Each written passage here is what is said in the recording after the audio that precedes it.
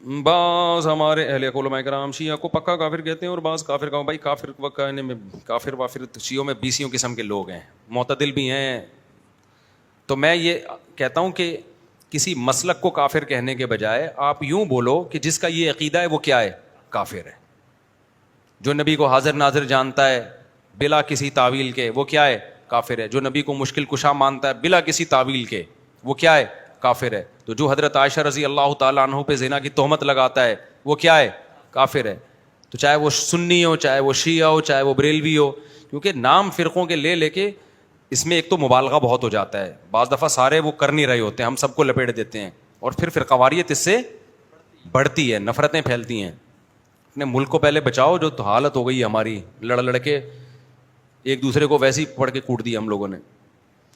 Australia سے سوال ہے کہ ہم جا رہے تھے وہاں اگر نماز پڑھتے ہیں کہ ہم ان کو منع کرنے والے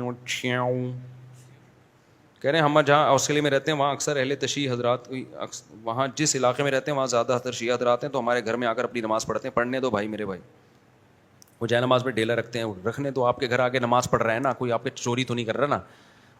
بار بار میں ایک بات کہتا ہوں, دوسرے کے مسلک کو چھیڑو نہیں, اپنے مسلک کو چھوڑو نہیں. ہاں جب وہ حق کی تلاش میں آپ کے پاس آئے دلائل, تو علماء سے دلائل پوچھ کے اس کو محبت کے ساتھ سمجھا دو. مان جائے ٹھیک ہے, نہیں مانے تو اس کی مرضی ہے بھائی. اتنی دنیا میں اور کچھ ہو رہا ہے تو کیا ہو گیا.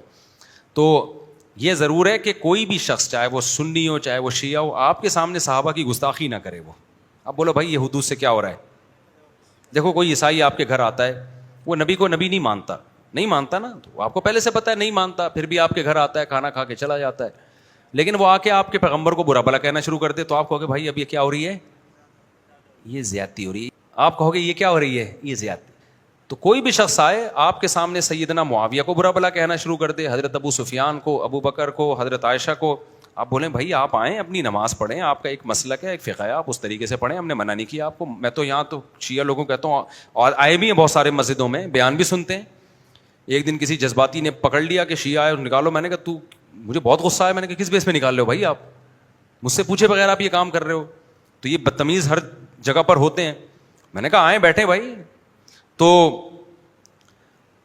مجھ سے ملتے ہیں بہت سارے شیعہ لوگ بھی, میں کہیں جاتا ہوں نا اور بتا رہے ہوتے ہیں میں شیعہ ہوں لیکن آپ کو سنتا ہوں, تو ہمیں عادت نہیں ہے اس کو جا کے چھیڑنا شروع کر دیں, پن کرنا شروع کر دیں. میں کچھ بھی نہیں کہتا, ملک ہمارا ابھی لڑائی کا متحمل نہیں. جو سیکھنا چاہے, بات کرنا چاہے, تو آپ محبت عزت کے ساتھ بات کر لیں. اس سے آگے آپ اپنی حدود کو کراس نہ